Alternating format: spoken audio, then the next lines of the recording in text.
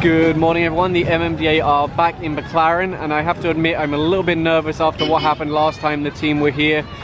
People have been shot for trying to clear Baclaran in the past, but I know that the team really do have the full support of the MMDA chairman Danny Lim. Just last week Yusek Dinyo from the DILG summoned the barangay chairmen to his office, and the very next day they started doing their own clearing operations. So I think that shows the MMDA also have support from DILG.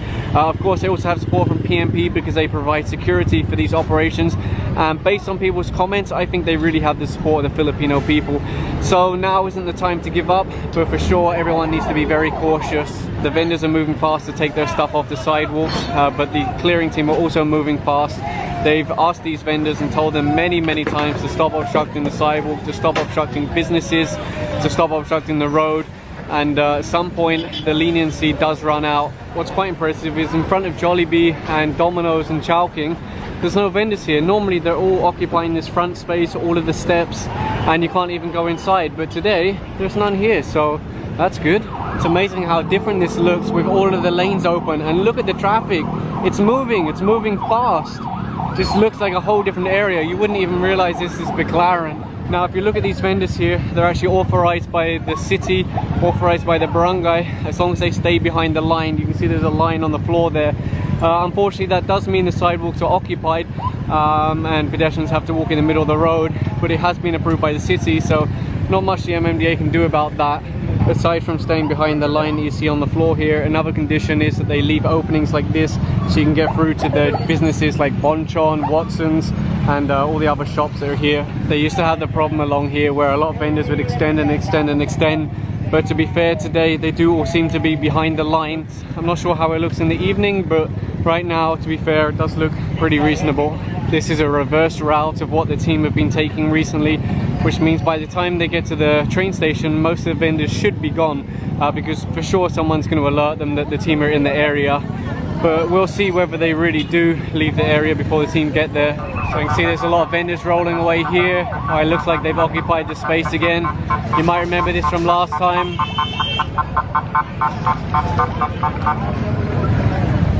Unfortunately, this is the thing, they're all on wheels, so when the team come, they wheel away. When the team leave, they wheel back, and well, it's not very effective. There's someone from Task Force Baclaran, although he's not wearing a uniform, but I recognize him. You can remember last time someone joked about how it was the grand opening of the grocery store, because for once it was actually clear. It's not quite as bad as last time, but you can see it is blocked again, so when they try and open up a business later, they're going to run into problems. And I can see all this stagnant water is still here, so lots of mosquitoes, and not very nice, but I don't know, maybe they don't have a way of fixing it. So they are confiscating some things, chairs and stuff like that, but not the goods. Also things like umbrellas, and they snapped off the pole here that was used to hold up umbrellas. There's a lady screaming, but they've asked them many times not to occupy this space. More umbrellas here. These umbrellas really take up a lot of space, and they're often put in the road, which blocks it. I think this lady's going to try and get something back, but the problem with giving things back is that it sets a precedent for future, and then everyone wants their stuff back. And of course it would just go back in the road anyway, which just doubles their work. And you can see as the truck drives along, they're demolishing stuff in the back to make more space.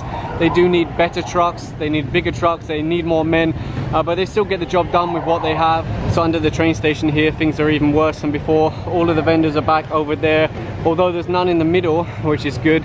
Trash all over the place again, that's normal with the vendors here. They don't respect the area. Over there, they're occupying the sidewalk part of the road. They're not even making an attempt to move their stuff, probably because the sidewalk clearing truck isn't here yet. Once they see the truck and there's a risk of confiscation, that's the time they'll move. To be honest, I'm a little bit disappointed that things are actually worse than before, because for a while they were getting better. Another thing I've noticed is they've run electrical wires again, but this time they've tied them up. Of course these vendors know when operations are happening because, well, everyone knows, to be honest, it's pretty much common knowledge. So they probably prepared ahead of time, and yeah, they're probably hoping if they tie them up like that, the team won't cut them down anymore. And then when the team leave, they'll drop those down and vendors can use them. In fact, someone sent me photos of all of this area completely occupied by vendors at the weekend. And here you go, sidewalk clearing team coming in, vendors running away with their carts. but it's just a game for them. Sidewalk clearing came in and they're confiscating the carts. I think they only took one cart, so the rest are wheeling away. I guess it does kind of send a message that the MMDA are serious, but all of these ones that are rolling away, they will be back later. Some people mistake these for struggling vendors just trying to earn a simple living, but no, these are really professional vendors. These are not your average, you know, street side vendor. The cart that they confiscated doesn't actually have any goods inside, which is a little bit strange. I'm not sure why there would be an empty cart there in the first place. Over here is another extension that the vendors have run. In fact, there's two of them there. It goes up there and over here. Like I said in my last video, I don't know if it's really going to a meter or if it's a jumper. The vendors have been known to install jumper wires. Perhaps it's also time that Meralco go here and do their part also, because it's legitimate customers that end up paying for that electricity as a system loss. Over here the team are putting another cart on the back of the truck. It's got a stove on there, so some kind of mini eatery, I guess. I think it's still got the gas canister inside also. Legal po yan, no? Nakakabit doon. Hindi po bawal po. Legal po yan, sir. Bawal po to. Hindi legal po yan, sir. Sige ba? Kuryente. Sa inyo yan? Opo, kuryente. Legal po yan, sir. Kasi bawal na nga yan, sir. Tanggalin nyo na. Diba? Binalik nyo na naman. Kaya kukumpiskahin na yan. Okay. They already told them last time that they're not allowed here. The only reason why they're running power to the middle here is so the vendors can operate here at the weekends and during the days when the MMDA aren't here. So it looks like the owner of it is going to grab that so he can reinstall it later. You can see more people are now coming out to remove their extensions. Unfortunately, that's very dangerous, cutting both wires at the same time. Let's see what happens. Must have already disconnected it. Anyway, unfortunately, because they're rescuing that, it means they'll probably just reinstall it when the team leave. They do keep running their own power here. They just don't want to follow the rules. They do not want to follow the rules. They do not want to follow the law. Again, they're moving their truck in so someone can go on top and cut the electrical wires. The thing is, electrical wire isn't that expensive, and considering how much money the vendors are earning from their stalls, they can easily afford to replace this again. The barangay, where are they? You either don't see them or they're wearing civilian clothes and they look and act more like vendors. This small tug of war between the guy who wants to keep the wires and the sidewalk clearing team that want to take them. So that one from up there just fell down. You can see all the extensions. I don't know where it's running. It looks like it goes up there and then across there. So power coming from everywhere. Is it really coming from a meter? Honestly, I doubt it. I can hear a lot of shouting down there. This is the risk that the team have here because there's so many people. It can easily turn into a riot. Over here they're cutting down more electrical wires that have been run into the middle. So much electrical wires because they want the vendors to have lights, they want them to have fans, they want them to be comfortable.